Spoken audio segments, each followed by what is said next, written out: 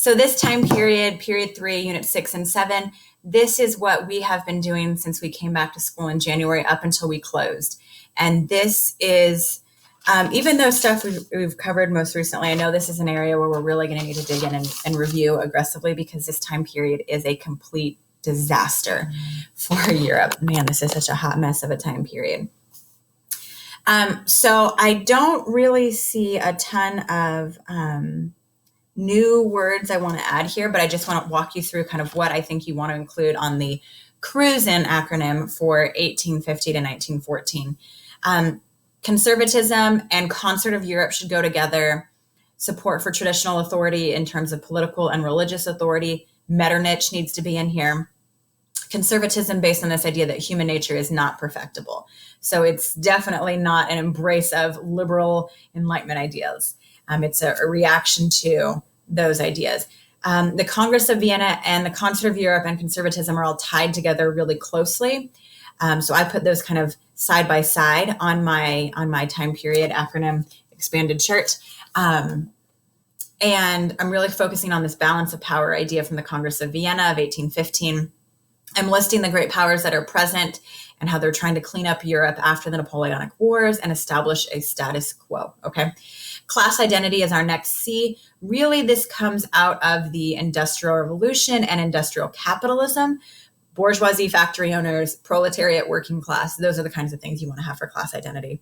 We'll review when we get to Unit 6 what daily life looked like for the different classes.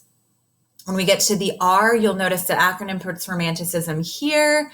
And I think that's really because it starts in the last time period and continues here. Realism is another artistic movement. Modernism is not included in this acronym, but it's another artistic movement of this time period. Romanticism, realism, modernism, all together during the 19th century. Let's see.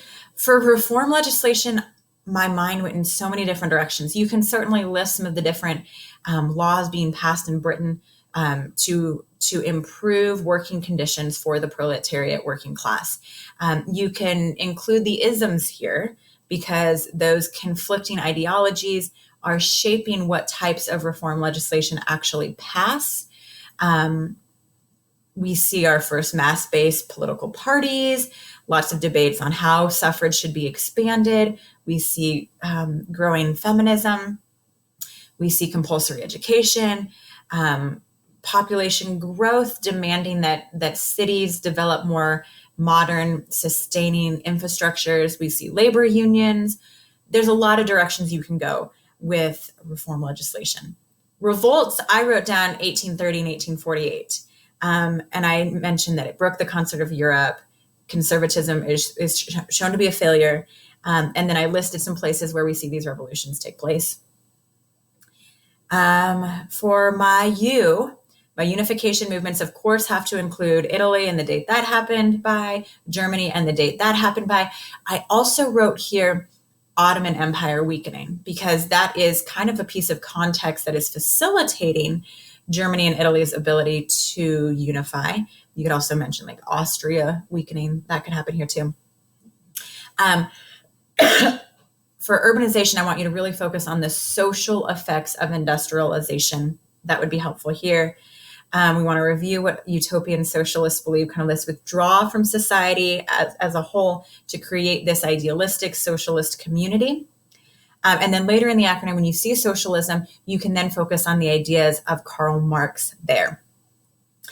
Let's see. For industrialization, I think it would be good to start by explaining why Britain, when Britain, what raw materials, what natural resources do they have to facilitate that? And like the jarring, shocking changes to society as Britain industrializes very rapidly. We can contrast that against France, whose industrialization was much more gradual. Farming maintained its dominance in the French economy for much, much longer than in England. We can even say that industrialization really, really lagged in Southern Europe and in Eastern Europe because they lacked a lot of the natural resources that England possessed that made industrialization easier to accomplish. I even made a note that it was a government-sponsored process in Prussia, later Germany. So that could be good. I also wrote, in addition to just industrialization for part I wrote First Industrial Revolution, which featured textiles, Second Industrial Revolution, which is more heavy machinery, chemicals, electricity, greater mass production, railroads and other industrial transportation methods, and then that the Second Industrial Revolution really leads to a rise in consumerism, which we'd already mentioned consumer culture in our previous time period. That's just going to increase here. S, socialism with Karl Marx. Suffrage movements can be expanding it to a greater percentage of the male population, and demands by women that they also get the right to vote through the feminist movement. We're not going to see that accomplished until after World War I in a lot of countries. So really suffrage here is referring first to expanding to more men. Sorry, ladies. Our second I is for imperialism. So things like social Darwinism, the white man's burden, and the technologies and medical advancements needed by Europeans to get to Africa and Asia would be really helpful. Places where Europe engaged in this new imperialism, like India, China, Berlin Conference, that kind of stuff can fall under here, as well as reactions to imperialism. I doubt like the Tokugawa shogunate going through the Meiji Restoration in Japan is going to be on our condensed DBQ, but you never know. And then N, you've got Napoleon III of France, who is a nationalist leader, certainly. And then we've got another nationalist movement section for N. So, nationalism in contrast to conservatism. You can also, your other isms can fall in here as, they're all different variations of how Europe should progress moving forward. But we've got Cavour and Garibaldi in Italy. We've got Bismarck with his Realpolitik in Germany. I even listed the establishment of the dual monarchy in Austria-Hungary because that's created to appease those Hungarian minorities in the Austrian Empire. Jewish nationalism and the birth of Zionism could go here, and Balkan nationalism. We already mentioned earlier that the Ottoman Empire is weakening. So what we're going to see is the people in the Balkan states wanting self-rule, wanting self-determination after they overthrow their Ottoman rulers. Okay, so spend some time today adding some detail to this quick overview I've given you for period 2 and period 3. Period 4 is not being tested. We have spent a little bit of time learning about it. My original plan was that your lesson today was actually going to cover the interwar period, World War II, and the Holocaust. And I just had a change of heart over the weekend. I decided let's go ahead and get started with review. It saddens me to miss out on this last time period, to not have gotten to do it with you. But you guys know my philosophy is I want to get my students ready for the AP exam, and we are in very uncertain times right now with no idea of what the rest of the school year will look like. So I want to make sure that the time that I do have with you is being spent getting you ready to be successful on this exam.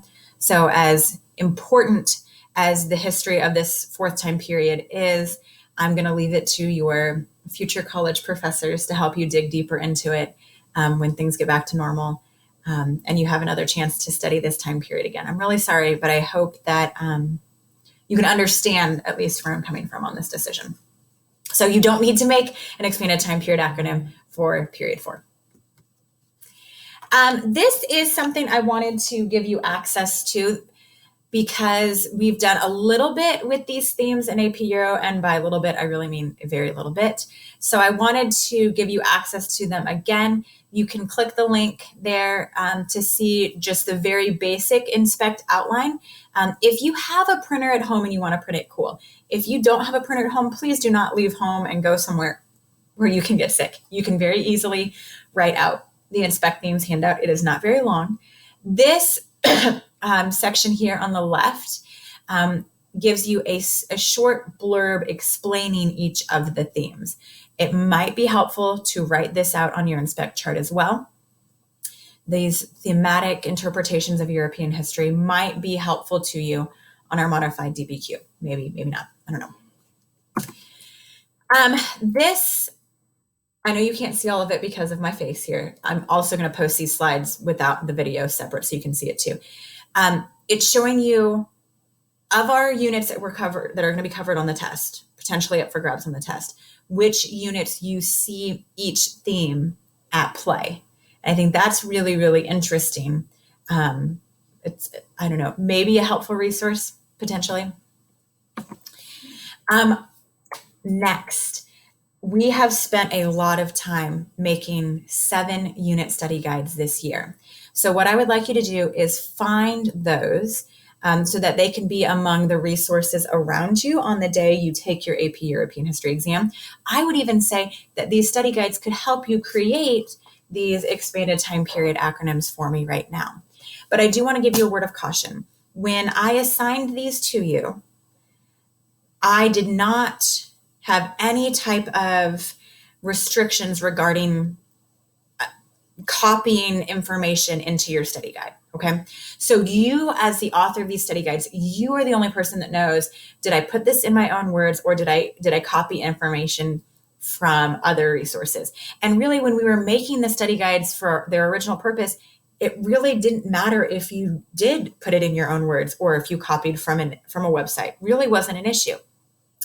But now I need to give you a word of caution.